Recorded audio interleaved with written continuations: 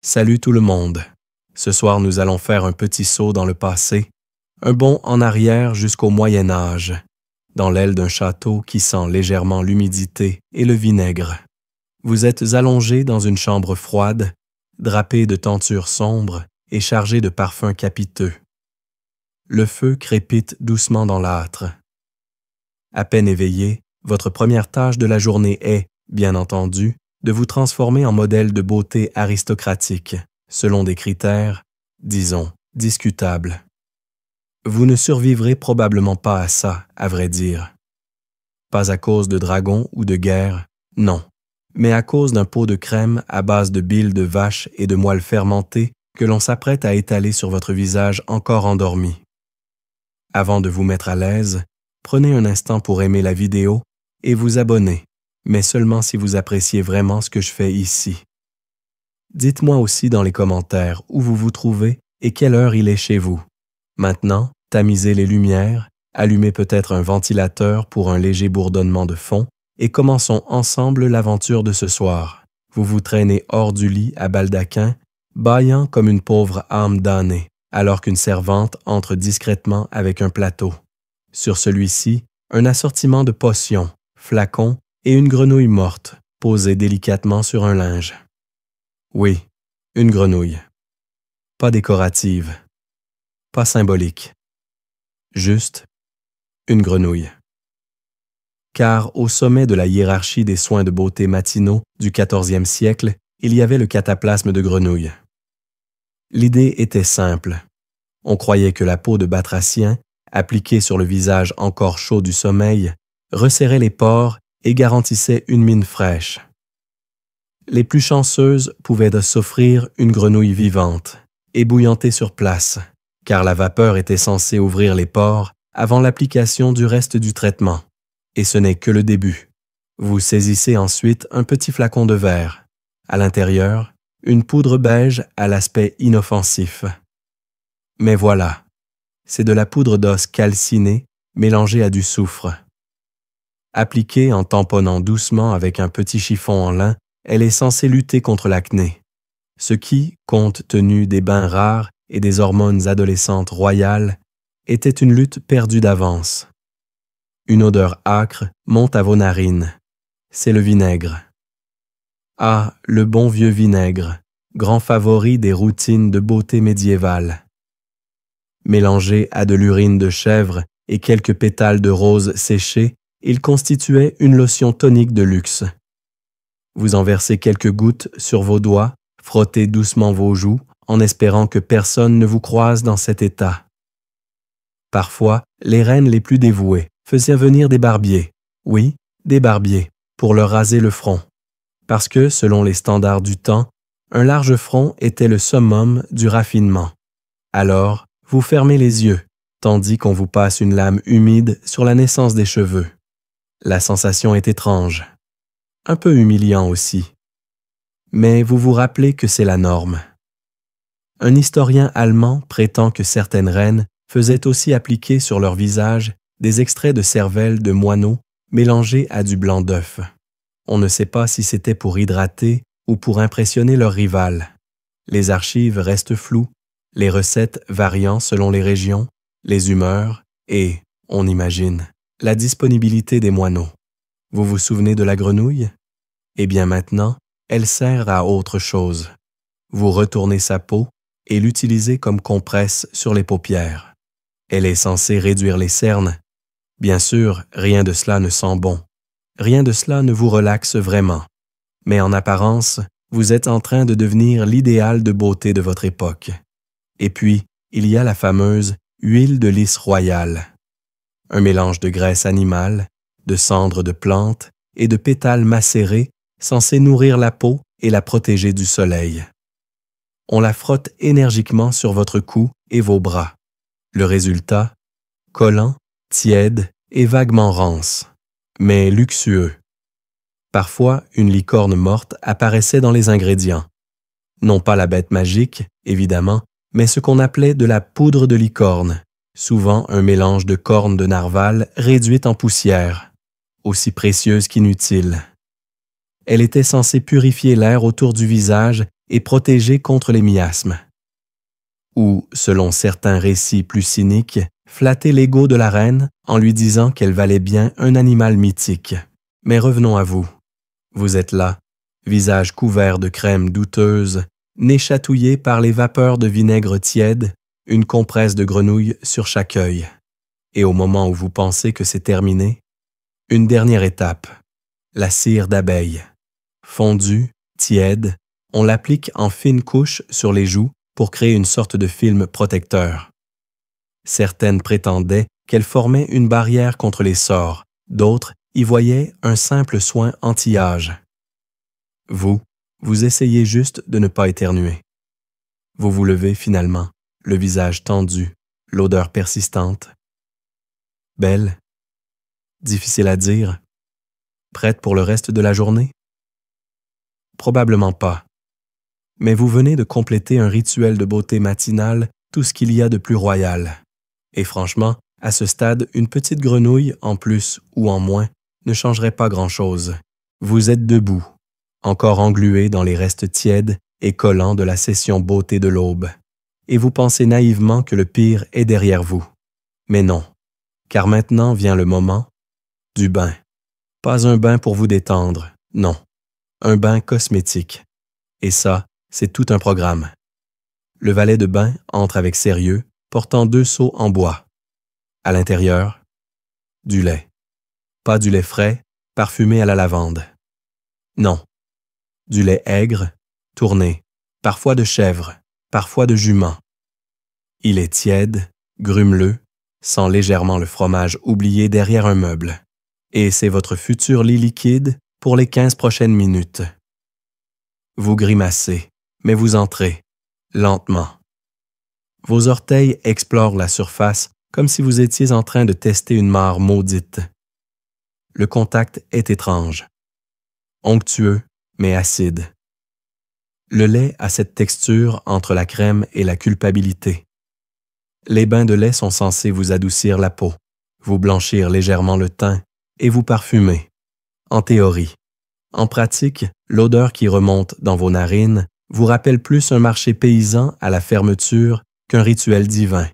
Et ce n'est pas tout, car pour enrichir cette mixture, on y a ajouté des pétales de rose séchés, quelques copeaux de savon à l'huile de suif et, comble du raffinement, une cuillère de poudre de coquille d'œuf pilé. La combinaison est censée exfolier délicatement. En réalité, vous avez l'impression d'être frotté par du papier de verre parfumé. Mais vous restez là, stoïque, car c'est ce que font les reines. Enfin, celles qui ont encore la patience de faire trempette dans un bain caillé à 7 heures du matin. Catherine de Médicis aurait fait ça tous les jours, dit-on. Certains penchent pour une stratégie politique. Mieux vaut sentir le yaourt que perdre son trône. Vous essayez juste de ne pas vomir. La baignoire, ou plutôt la cuve, est en plomb, ce qui est très à la mode à l'époque. Malheureusement, ce n'est pas sans conséquence. Avec la chaleur, une partie du métal réagit lentement avec les liquides acides. Une belle manière d'absorber un petit supplément de plomb chaque matin. Vous voyez? Beauté et minéraux. Une anecdote étrange. La duchesse de Bourgogne aurait fait plonger dans ses bains des pièces de monnaie. Oui. L'idée étant que l'argent purifiait l'eau. Résultat, des servantes passant des heures à chercher dans la mousse aigre les précieuses pièces coincées entre 2 plis du rideau de bain. On vous frotte ensuite avec un gant de crin. C'est comme une caresse, de cheval en colère. Le frottement est censé stimuler la circulation. En réalité, ça vous donne surtout envie de hurler dans un oreiller. Et quand la servante vous propose un dernier rinçage à l'eau tiède, parfumée aux racines de valériane, vous vous surprenez à refuser, parce que l'odeur des racines n'est pas sans rappeler un vieux pied de moine en pèlerinage. Un autre petit plaisir, le bain est souvent pris en présence d'observateurs. Oui, 1 ou 2 suivantes. Un médecin de cour, parfois même un prêtre, parce qu'on ne sait jamais, entre 2 bains, si une apparition divine ne viendra pas confirmer la pureté de la duchesse. On raconte qu'Éléonore d'Aquitaine exigeait qu'on joue du luth pendant ses ablutions. Mais vous, tout ce que vous avez, c'est le bruit du lait qui clapote mollement sous vos genoux. C'est, disons, moins poétique. Mais il faut bien avouer, une fois sorti, vous avez la peau douce. Enfin, douce et collante, mais douce tout de même. Vous vous enveloppez dans une serviette rêche, en lin grossier, et vous sentez ce frisson post-bain, mélange de soulagement, de froid et de légère honte existentielle. Le valet vous tend un miroir, pas un miroir moderne, un disque de métal poli, à peine plus réfléchissant qu'une poêle. Vous vous scrutez. Votre peau a une lueur étrange, comme si vous étiez légèrement marbré. Est-ce le lait, la poudre d'œuf, ou juste votre esprit qui commence à dissocier doucement face à tant de bizarreries? Et ce n'est que la moitié de la journée. La moitié. D'autres rituels vous attendent, mais pour l'instant, vous profitez du silence. Un silence où l'on entendrait presque le bain tiédir dans son coin, comme un pudding oublié. C'est beau, le Moyen Âge. Vous vous souvenez de cette expression moderne, se faire une beauté? Eh bien, ici, c'est surtout se faire une soupe corporelle, tiède, parfumée au lait caillé et à la résignation. Mais bon, vous êtes royal, ou du moins, vous essayez très fort de le paraître. Vous voilà debout, encore luisante des restes de lait caillé, la peau vaguement rouge à force d'être frottée à la paille de fer moyenâgeuse. Et pourtant, ce n'est que le début de la métamorphose. Car aujourd'hui, vous devez afficher un teint d'une blancheur immaculée, sans imperfection, sans rougeur, sans signe de vie, en fait. Car être belle, ici, c'est ressembler à une statue en porcelaine légèrement malade. Vous vous asseyez sur un tabouret bas, devant une table couverte de petits pots en terre cuite, de mortiers et de spatules en os. À côté de vous, une servante au regard vide tient une coupelle contenant un mélange à la fois pâteux, brillant et inquiétant. Vous le savez déjà, c'est le maquillage du jour. Le mélange est composé d'un ingrédient très apprécié à la cour, du blanc de céruse, autrement dit, du plomb. Finement broyé, purifié dans du vinaigre et mélangé à de la graisse animale ou de l'eau de rose pour créer une pâte onctueuse. On l'applique généreusement sur le visage, le cou, le haut de la poitrine, bref, sur tout ce que la robe laisse voir. Vous attrapez une petite spatule, respirez un bon coup. Mauvaise idée, ça sent le métal oxydé, et commencez à étaler. La sensation? Froid, collant. Et ensuite, ça picote. Un peu comme si votre peau protestait doucement. Et pour cause, le plomb est toxique, très toxique. Mais à cette époque, on l'ignore. Ou pire, on s'en fiche. Ce qui compte, c'est le résultat. Vous ressemblez à une statue de marbre, avec un soupçon de fatigue, exactement ce qu'on attend d'une noble dame du XIVe siècle. Pour fixer tout ça, on ajoute souvent quelques gouttes de vinaigre. Cela crée une réaction chimique légère, un peu comme si votre visage cuisait très lentement à feu doux. Vous sentez la peau se tendre, se dessécher presque. C'est normal. C'est la mode. Des autopsies plus récentes ont retrouvé des traces de saturnisme, l'intoxication au plomb, dans les ossements de certaines aristocrates. Mais rien ne dit que c'était la seule cause. Le Moyen Âge offrait bien d'autres occasions de trépasser. Après le blanc vient la couleur. On ajoute un soupçon de rouge sur les joues, fait à base de cinabre. Oui, encore un poison, le mercure, ou de carmin, obtenu à partir de cochenilles broyées. Parfois, on utilise simplement un peu de vin rouge, réduit au feu, mélangé à de la poudre de racine. Vous, aujourd'hui, optez pour l'option locale, un peu de betterave séchée, broyée avec du miel. Cela colle, mais c'est naturel. Et votre visage, déjà tiré par la céruse, semble reprendre vie. Juste un peu. Pas trop. Le fard à paupières n'est pas très en vogue, à moins d'être en Espagne ou à Byzance, mais vous décidez quand même de foncer légèrement vos sourcils à l'aide d'une cendre fine mélangée à de l'huile d'olive. L'effet est discret, ou du moins, il le serait, si vous ne ressembliez pas déjà à une figurine de théâtre tragique. Un détail amusant. Certaines femmes de la noblesse utilisaient des gouttes oculaires à base de jus de belladone pour dilater les pupilles. Cela donnait un regard langoureux, vaporeux, un peu absent. Vous n'avez pas envie de jouer avec une plante toxique dans vos yeux. Pas aujourd'hui. On a encore des choses à vivre, mais vous décidez tout de même de fignoler. Vous tracez une petite veine bleutée sur votre tempe à l'aide d'un pinceau très fin, trempé dans du colorant naturel. Car, à l'époque, montrer que votre sang était bleu, au sens propre, prouvait votre pureté aristocratique. Si les veines sont visibles sous la peau, c'est que vous êtes pâle, donc noble. CQFD. Et enfin, un dernier détail, la poudre de finition. Elle est à base de farine de pois chiches, de plâtre pilé ou de poussière de coquille d'œuf. Cela dépend des régions. Vous saupoudrez délicatement votre visage avec un petit tampon de lin, en espérant que personne ne vous éternue dessus, avant que tout ne soit sec. Vous vous regardez à nouveau dans le miroir de métal. Vous êtes étrange, fantomatique, élégante peut-être, mais surtout prête à endosser votre rôle dans une cour où l'apparence est une armure et où un faux mouvement de maquillage peut vous faire passer pour une roturière. Une anecdote oubliée. Une duchesse de Provence aurait fait peindre un petit cœur rouge sur sa joue, chaque jour au même endroit. Elle disait que c'était pour masquer une tache de naissance.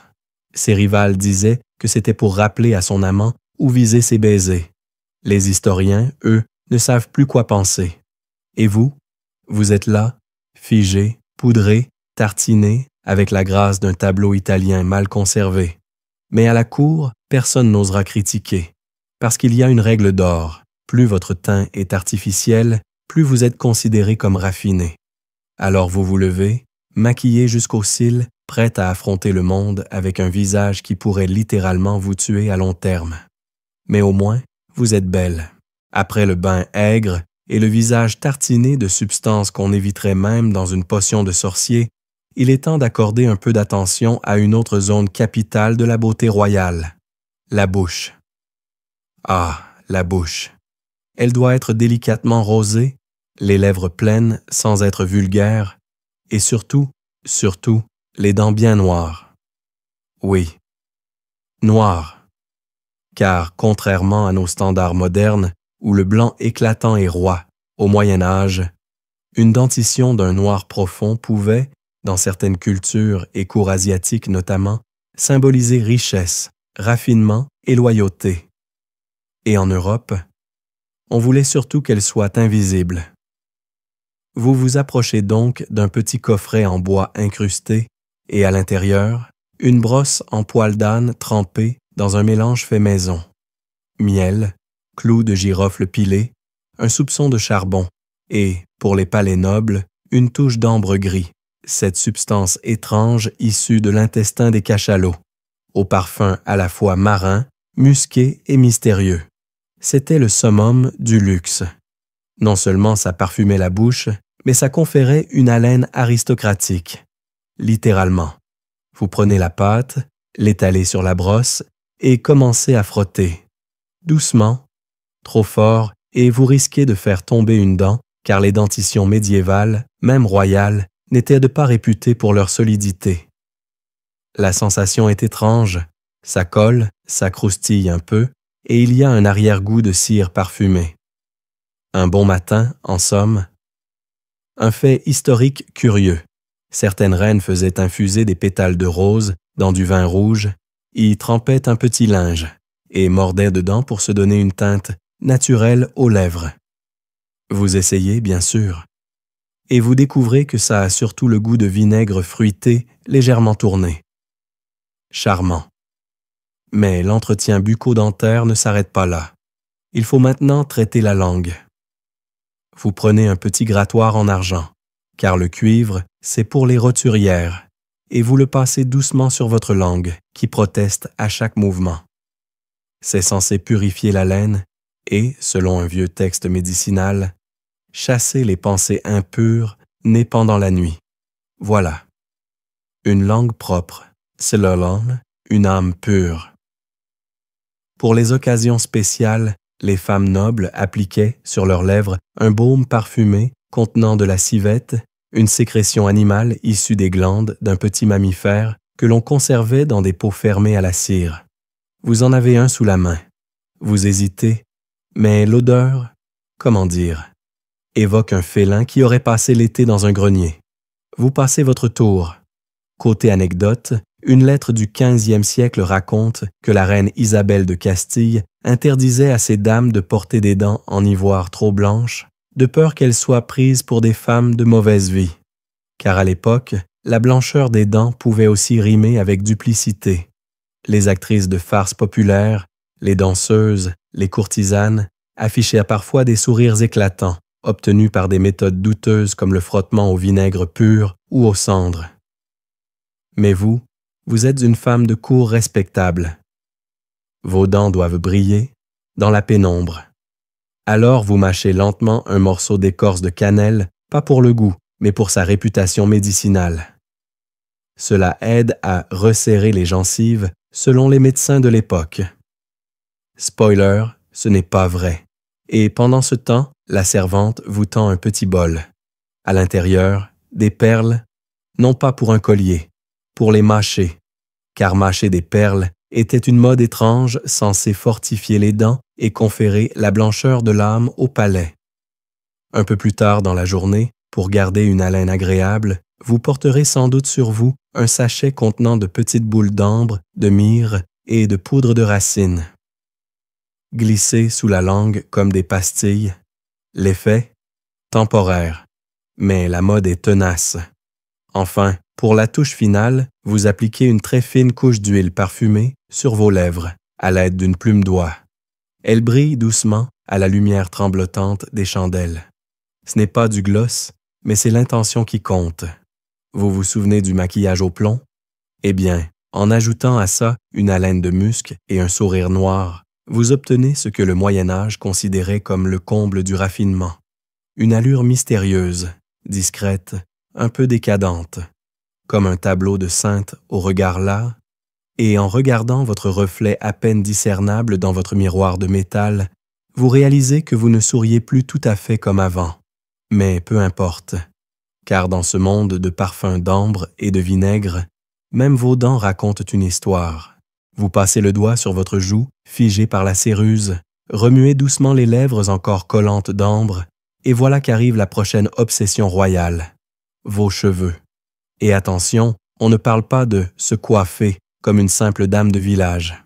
Non, dans la haute noblesse, les cheveux sont un devoir, un projet de vie, parfois même un fardeau spirituel.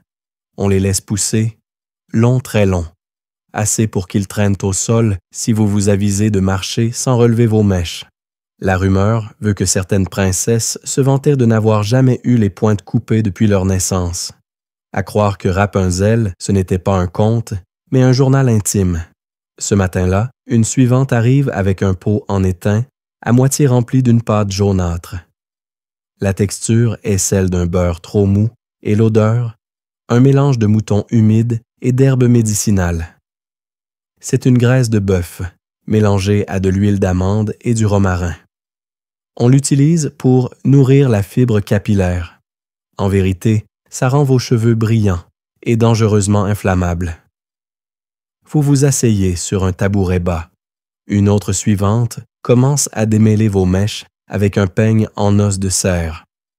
Chaque nœud résiste comme un petit acte de rébellion capillaire, et chaque tiraillement est accueilli par un léger soupir ou un juron intérieur soigneusement censuré. Le démêlage dure 45 minutes. C'est long, mais moins risqué que l'autre méthode, plus radicale, raser entièrement le crâne et porter une perruque en crin de cheval. Certaines reines ont tenté. La postérité les a oubliées. Un fait historique notable. Marguerite d'Anjou, reine d'Angleterre, était réputée pour ses cheveux d'une longueur si impressionnante qu'on pouvait l'enrouler 2 fois dans une cape tissée de lin et de soie. Les chroniqueurs de l'époque s'émerveillaient davantage de ces boucles que de ses victoires diplomatiques. Vous n'en êtes pas encore là, mais votre tignasse est tout de même respectable. Une fois démêlée, elle est divisée en 3 sections. 2 sont tressées et torsadées autour de vos oreilles. La 3e est roulée sur elle-même et attachée au sommet du crâne avec des épingles d'os. Le tout est recouvert d'un petit filet de soie appelé crespine, finement brodé. Certaines lettres mentionnent quand même des couvre-chefs de nuit enduits d'infusion de camomille pour adoucir les mèches en rêvant. D'autres parlent de filets imbibés de vinaigre pour prévenir les poux. Moins romantique, certes. Un détail amusant. Les extrémités des tresses étaient parfois parfumées. Vous enroulez donc les vôtres dans de la lavande séchée glissée dans un petit sachet. L'effet est léger, mais agréable. Et cela compensera un peu le fumet de graisse bovine qui flotte autour de votre tête. Autre soin indispensable, le poutrinal.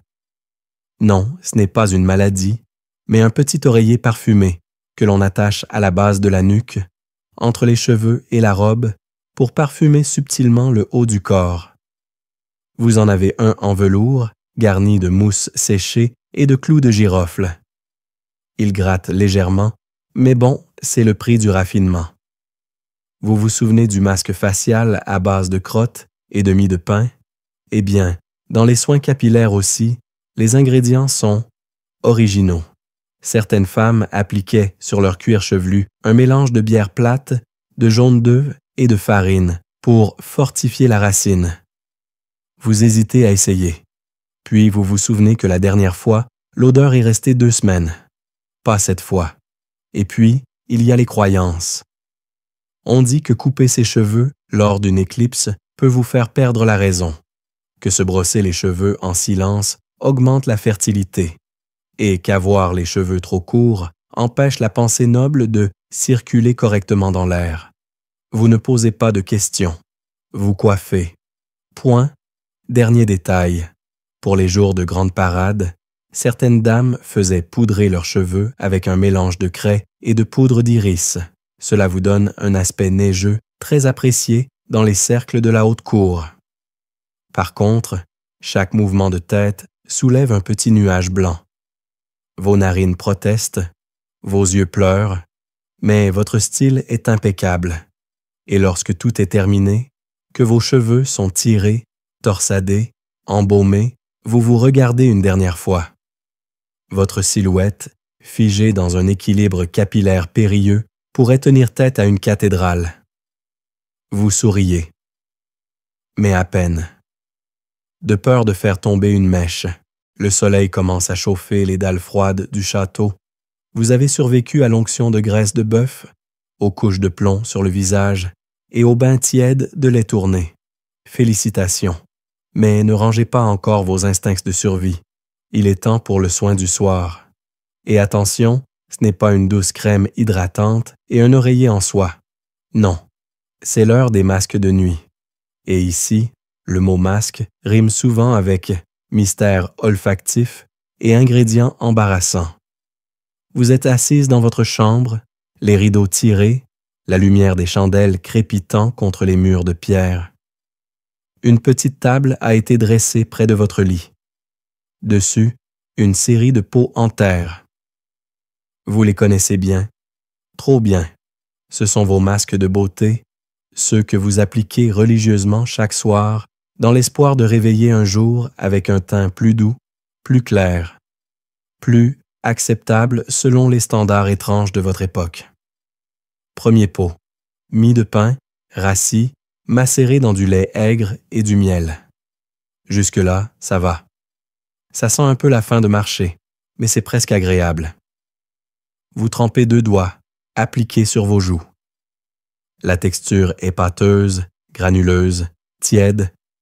Ça coule un peu. Vous tamponnez avec un coin de votre tunique. Mais voici venir le second pot. Et là, vous hésitez. Il contient une pâte brune, un peu visqueuse, à base, selon la recette transmise par votre tante lointaine, de cendres de cerf, de moelle de pigeon et de ce que les servantes appellent sudiquement matière intestinale de lièvre séché. Oui, vous ne rêvez pas. Le Moyen Âge, c'est aussi ça. L'intestin de lapin comme booster d'éclat nocturne. Vous vous souvenez encore de la première fois que vous avez appliqué ce masque. Il avait été présenté comme un remède miracle contre les rides précoces, les taches du soleil et, tenez-vous bien, les rêves impurs. Rien que ça. Ce soir, vous appliquez quand même une version allégée, sans le cerf. Vous avez vos limites. Certains pensent qu'il servait autant à purifier le corps qu'à affirmer la discipline morale. D'autres y voient surtout une forme d'autopunition féminine ritualisée. Vous voyez surtout une bonne raison de ne pas embrasser qui que ce soit avant le coucher. Une anecdote étonnante. La duchesse Éléonore de Provence aurait fait importer des excréments de crocodiles séchés depuis l'Égypte pour en faire des masques anti-imperfection. Il paraît que ça marchait, ou que personne n'osait lui dire le contraire. Revenons à votre visage. Vous appliquez ensuite un mélange à base de pâte de lentilles, de graisse de canard et de fleurs de souci. Le but? Adoucir la peau. Éviter les marques d'émotion. Oui, sourire trop souvent, c'est suspect. En réalité, ça gratte un peu. Mais vous tenez bon, car la beauté ne dort jamais, même quand vous ne rêvez que d'un oreiller propre. Et puis, il y a le masque secret, celui que vous n'appliquez que quand vous êtes seul. Il est à base de cendres de noix, de résine et d'un ingrédient mystérieux noté dans un vieux grimoire, esprit de limace. Aucune limace n'est visible dans la pâte, mais l'odeur évoque vaguement un jardin détrempé à l'aube. Vous vous demandez parfois si ce masque ne vous transforme pas lentement en escargot. Mais bon, la peau est douce après. Alors, vous vous souvenez de cette autre dame de cour qui dormait chaque nuit avec une couche d'argile sur tout le corps. Elle disait que cela la protégeait des sorts et des hommes inintéressants. Pas bête. Vous n'êtes pas prête à recouvrir vos coudes de glaise, mais l'idée vous séduit un peu. Le moment le plus délicat. Posez le masque sans effrayer les servantes. Car l'effet est toujours le même. Un mélange de frissons, de compassion et de légère terreur. Vous avez un petit miroir. Vous regardez votre reflet. Vous ressemblez à une sculpture oubliée dans une cave humide. Mais voilà. Il est tard. Vous êtes tartinée. Vous êtes prête. Vous enfilez votre coiffe de nuit, qui est censée fixer les vertus du masque, mais qui, en réalité, vous donne l'air d'un petit fantôme confit. Le tissu est imprégné de lavande et de camomille. Au moins, ça sent bon. Enfin, au-dessus de la couche d'intestin de lièvre, on ne sent plus grand-chose. Vous vous glissez sous les draps en lin raide comme du carton. Vous clignez des yeux. Et vous vous dites, en fixant les poutres du plafond, « Demain, je teste le masque à base de gésier de caille et de jus de poire. » Mais pour l'instant, vous dormez telle une reine. Couvert de restes de cuisine alchimique, brillant un, parfumé un, et vaguement radioactif veut. Le jour se lève à peine, les coqs hurlent leur complainte au loin, et vous avez à peine fermé l'œil. Entre la coiffe de nuit qui glissait, le masque à la résine qui collait à l'oreiller, et ce léger grattement derrière l'oreille que vous soupçonnez d'être lié à l'esprit de limace, vous n'avez pas franchement rêvé de licorne. Mais ce n'est pas grave, car aujourd'hui, on aborde une autre facette délicieusement inconfortable de la beauté médiévale, l'épilation. Et oui, il fallait déjà s'accrocher pour garder la peau douce et le teint translucide, mais imaginez maintenant devoir le faire, sans rasoir, sans cire moderne, sans anesthésie, sans pitié. Vous vous asseyez sur un tabouret bas, une servante entre avec un plateau qui fait froid dans le dos, une petite bassine fumante, une boule de cire couleur miel, un galet ponceur et un morceau de fil noué en boucle. Vous avalez votre salive. La méthode la plus répandue est un mélange maison, vinaigre bouillant, arsenic en poudre et moelle animale. Le tout est appliqué sur les jambes, parfois les bras et même le front pour affiner la ligne de cheveux. Résultat, ça brûle. Littéralement. Vous le savez, vous l'avez déjà tenté. Une fois. Le souvenir est encore vif, comme votre peau à l'époque. Alors aujourd'hui, vous optez pour la technique du fil. On enroule un fil de lin autour de petits poils et on tire brusquement. Résultat, c'est douloureux. Très, mais c'est précis. Et vous pouvez garder votre peau. Certaines dames, plus courageuses ou inconscientes, utilisaient ces pierres ponces, des galets abrasifs trempés dans de l'huile. On frottait doucement les zones à épiler. C'était long. Et souvent, la peau partait avec. Vous avez encore la marque d'une tentative de ponçage de cheville du mois dernier. Une anecdote peu connue. On raconte que la reine Jeanne de Navarre employait une recette à base d'urine fermentée et de poudre de fèves sèches pour affaiblir la pousse du poil. Elle en badigeonnait ses jambes, les enveloppait dans du lin et attendait toute la nuit. Personne n'a jamais osé lui dire que ça ne marchait pas, peut-être parce qu'elle sentait déjà la victoire ou autre chose. Vous vous souvenez du vinaigre utilisé comme lotion du matin? Eh bien, ici aussi, on en verse allègrement sur les zones épilées pour fermer les pores et prévenir la mauvaise humeur des follicules, ce qui, en pratique, signifie hurler en silence pendant 20 bonnes secondes. Mais ce n'est pas terminé, car dans certaines régions, notamment en Italie, on pratiquait aussi l'épilation à la sève de figuier chauffé. Collante, lente à sécher et délicatement sucrée, elle attirait non seulement les poils, mais aussi les mouches. Vous l'avez testé l'an dernier. Une seule fois. Vous en avez encore des cauchemars.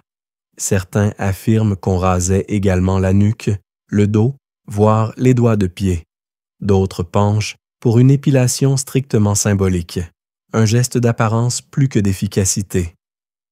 Mais vous, aujourd'hui, vous allez jusqu'aux genoux. C'est déjà énorme. Un détail fascinant. L'épilation n'était pas toujours synonyme de beauté. Dans certaines cours d'Europe du Nord, on considérait qu'un léger duvet prouvait votre vitalité naturelle.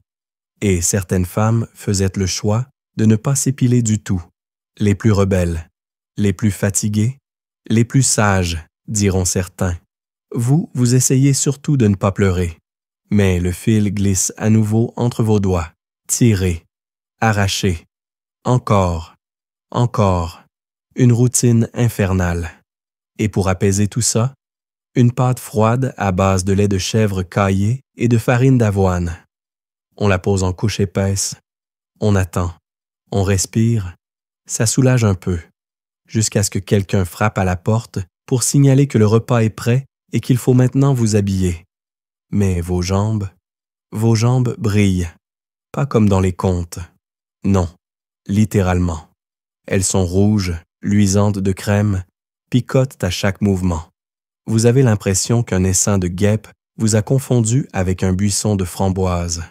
Mais vous êtes présentable. Et c'est bien là le cœur du rituel de beauté médiévale. Peu importe ce que votre corps ressent, tant que ce que votre apparence raconte est maîtrisé. Lisse, domestiqué, vous repensez à votre bain de lait, à votre visage blanc comme la céramique, à vos cheveux ficelés comme des saucissons parfumés, et maintenant à ces jambes qui ressemblent à 2 chandelles neuves. La beauté, ici, est une épreuve, mais au moins, vous n'avez pas utilisé la méthode du goudron de sapin. Cette fois, vous avancez à pas feutrés dans le couloir de pierre, chaque mouvement de votre robe caressant douloureusement vos jambes fraîchement épilées. Et pourtant, vous souriez, car aujourd'hui, c'est jour de réception, ce qui signifie que vous allez devoir rivaliser avec les autres dames de la cour, à l'odorat. Oui, bienvenue dans le monde feutré, capiteux et, disons-le franchement, parfois douteux des parfums royaux du Moyen Âge. Votre première étape, avant de croiser qui que ce soit, le placard à senteurs, une petite armoire précieuse contenant des fioles, des sachets d'herbes séchées des pots d'onguents parfumés et un petit flacon mystérieux étiqueté simplement « sueur de licorne ». Vous le posez sur la table. Pour plus tard, quand les choses deviendront sérieuses. Le parfum, ici, ne se met pas simplement derrière les oreilles. Non, il s'insinue partout.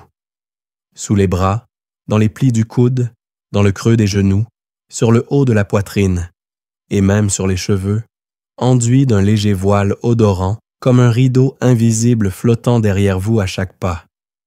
Mais attention, pas question de sentir la rose de manière évidente. Non, ce serait trop banal, trop jeune fille à marier. Vous voulez inspirer le respect, la majesté et peut-être une légère crainte. C'est pourquoi vous optez aujourd'hui pour une combinaison noble. Musc, ambre gris, clous de girofle et poudre de cannelle. Vous ouvrez le pot de musc. L'odeur est animale, terreuse, presque fauve. Elle vous évoque un cerf qui aurait dormi dans une armoire en velours. Mais c'est la base. On dit que l'impératrice byzantine, Théodora, en portait à chaque audience. Alors, naturellement, vous en appliquez une minuscule touche sur vos poignets.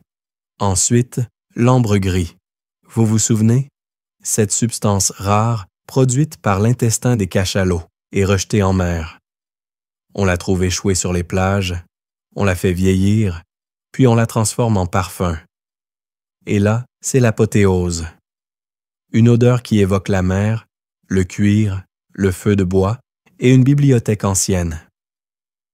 Vous en déposez quelques grains dans un petit sachet de lin que vous glissez dans votre corsage. Votre poitrine sent désormais le commerce maritime de luxe. Mais vous ne vous arrêtez pas là. Vous ouvrez une petite boîte contenant de la civette, une autre sécrétion animale, cette fois issue d'un petit mammifère d'Afrique. L'odeur est forte, presque rance, mais incroyablement tenace. Vous en tapotez une goutte derrière vos genoux, parce que vous êtes cette personne. Car, ne l'oublions pas, on se baignait rarement, et souvent dans du lait aigre. Donc, soyons honnêtes, les parfums servaient autant à séduire qu'à survivre. Une anecdote. La reine de Hongrie aurait, selon une légende tenace, commandé une eau de parfum à base de romarin et d'alcool qui devint si populaire qu'on la retrouva jusqu'à Constantinople. Certains affirment qu'elle la buvait même en petite quantité, ce qui explique peut-être sa longévité ou son étrange comportement. Vous préférez vous en tenir à l'application externe. Vous passez maintenant à vos vêtements. Chaque couche est légèrement parfumée à une senteur différente. La chemise de lin intérieur sent la verveine. Le corset rigide, la lavande. La surrobe de velours, le bois de santal. Vous êtes littéralement un millefeuille aromatique. Et voici venir le moment crucial, la fameuse sueur de licorne. Vous ouvrez le flacon, qui ne contient bien sûr pas de sueur de créature mythique, mais une infusion de menthe, de poivre rose et de racines fermentées. Vous en vaporisez une légère bruine au-dessus de votre tête. L'effet est théâtral. Une servante éternue. C'est réussi. Vous vous souvenez de cette fois où l'on vous avait offert une fiole contenant de la moelle d'ours parfumée au jasmin. Vous aviez osé en mettre quelques gouttes dans vos chaussures. Mauvaise idée. Vous aviez passé toute la journée à dégager une odeur de peau pourrie en colère. Aujourd'hui, vous êtes plus mesuré. Votre présence olfactive est maîtrisée. Pas trop florale, pas trop fruitée. Un juste équilibre entre forêt profonde et coffre à bijoux oubliés. Les autres dames ne savent pas encore qu'elles sont en compétition, mais elles le seront bientôt, car le parfum ici est un langage. Une déclaration silencieuse, une promesse, une menace voilée. Et lorsque vous franchirez les portes de la salle d'audience, le parfum de musc, d'ambre et de poudre de civette glissera doucement derrière vous comme une traîne invisible, enveloppant chaque personne que vous croiserez d'une question muette. C'était quoi, ça? Une licorne? L'air est épais dans la salle d'audience. On étouffe un peu sous les couches de velours, le bois ciré et les parfums concurrents. Vous vous tenez droite, impassible, vos cheveux savamment tressés, votre teint aussi blanc qu'une assiette oubliée au soleil, et votre sourire crispé. Pas à cause de la tension politique, non, c'est simplement que votre collier vous étrangle doucement. Car aujourd'hui, nous parlons de la touche finale de l'élégance royale, les bijoux piégeux et les vêtements esthétiquement inconfortables. Votre collier, justement, n'est pas qu'un collier. C'est une œuvre d'art. Une tresse de fils d'or mêlée de perles et de minuscules amulettes protectrices, un trèfle en argent, une minuscule fiole scellée contenant de la cendre bénite et une dent de loup. Problème, il est trop court, volontairement, parce que le cou allongé et légèrement comprimé donne une allure noble. Vous essayez de respirer par le nez. Ça passe. À peu près. Autour de vos poignets, des bracelets rigides. En métal, en os sculpté, parfois incrustés de verre coloré. Ils ne plient pas. Ce n'est pas prévu pour. Leur but est moins de flatter vos gestes que de vous empêcher d'en faire trop. Car une dame qui bouge ses mains avec trop d'enthousiasme perd en mystère. Vous avez tenté un petit salut de la main il y a 10 minutes. Vos phalanges ne s'en sont toujours pas remises. Passons maintenant au corset. Pas le corset moderne, le modèle médiéval. Plus souple, mais tout aussi traître. Il est en cuir fin ou en toile raide, serré à la taille avec des cordes qui pourraient très bien servir à attacher un navire. L'idée, bien sûr, est d'obtenir une silhouette en sablier, même si vous vous sentez davantage comme un tonneau compressé. Certains manuscrits montrent des versions étonnamment souples, d'autres évoquent des modèles renforcés de baleines et de bois. La vérité est sans doute entre les deux. En attendant, vous avez développé une technique de respiration latérale proche du yoga tantrique. Une anecdote amusante. La comtesse de Flandre aurait demandé à ce qu'on couse des clochettes miniatures à l'intérieur de sa robe, afin que chaque pas fasse entendre une musique discrète. Résultat, elle fut suivie par 3 chats errants pendant 1 semaine. Elle n'a jamais recommencé. Mais la véritable pièce maîtresse de votre tenue du jour, c'est la coiffe. Haute, raide, complexe. Elle ressemble à une petite tour de dentelle, maintenue en place par des épingles et un bonnet intérieur enduit de colle de poisson. Oui, de colle. Vos cheveux, soigneusement tirés en arrière, sont pris dans cet édifice architectural qui transforme chaque inclinaison de tête en défi d'équilibriste. Et n'oublions pas les anneaux. Un par doigt, parfois 2. Certains sont lourds, sertis de pierres semi-précieuses, d'autres contiennent de minuscules compartiments à parfum. L'un d'eux vous pique la phalange depuis le matin, mais vous ne pouvez pas l'enlever. Il est un cadeau diplomatique. Et dans cette cour, tout le monde regarde vos mains. Vous vous souvenez du sachet parfumé dans le corsage? Eh bien, certaines femmes le remplaçaient par une ceinture odorante. Oui, une ceinture tressée dans du tissu imbibé d'huiles essentielles, parfois clouté de perles, parfois de petits crochets. Pourquoi des crochets? Pour suspendre de mini-miroirs, des perles, des talismans. Et aussi, sans doute, pour rendre l'acte de s'asseoir quasiment impossible. Mais vous êtes debout, et belle, et droite. Vous avez mal partout, mais vous rayonnez. Les dames autour de vous vous observent du coin de l'œil. L'une ajuste son collier. L'autre tire sur sa manche. Une troisième tente de replacer une perle tombée de sa coiffe. La tension est réelle, mais sous-jacente. Chacune semble flotter dans son armure de soie, cuir, épingles, senteurs, fils, règles invisibles. Et vous, au milieu de tout cela, vous repensez à votre matinée, aux épilations, au bain de lait, à la coiffe maintenue par une croix de pince chauffée au feu, et à cette voix intérieure qui vous dit « Tu pourrais porter un simple tissu de lin, être libre comme l'air. » Mais non, vous êtes une reine. Ou presque. Et vous sentez l'ambre, le musc, la cannelle et la dignité compressée dans un corset. Et puis, la réception commence. Les regards se posent sur vous. Le collier vous étrangle un peu plus, mais vous souriez parce que c'est ça, la beauté royale, une grâce gagnée à coups de métal, de tissu, de douleurs maîtrisées et de soupirs discrets. La journée touche à sa fin. Les courtisans sont partis, les chandelles baissent, et vos pieds ressemblent à deux fruits secs oubliés au soleil. Vous retirez lentement vos bagues, desserrez votre corset d'un soupir silencieux, défaites vos tresses aussi doucement qu'un cambrioleur crochetant une serrure. Vous êtes presque libre. Presque. Il ne reste qu'un dernier rituel, un détail final dans ce grand théâtre de l'esthétique médiévale. Dormir, la tête parfaitement bandée, pour préserver la beauté. Vous voilà devant votre miroir de métal, les joues encore marquées par les ficelles de votre coiffe. Une servante arrive avec ce qui ressemble à une bande de tissu en lin, longue comme une écharpe de moine. Elle vous l'attend sans dire un mot. Vous savez ce qu'il faut faire. D'abord, vous nouez le tissu sous le menton, comme une mamie inquiète du vent. Puis, vous le passez sur les joues, autour du front, par-dessus le crâne, en le croisant sous les oreilles. Chaque tour est un rappel. Ne pas bouger, ne pas grimacer, ne pas respirer trop fort. Cette bande n'est pas là pour tenir chaud. Elle est là pour modeler. L'objectif? Empêcher la peau du visage de se froisser pendant la nuit. Car une ride du matin, ici, c'est presque un crime d'État.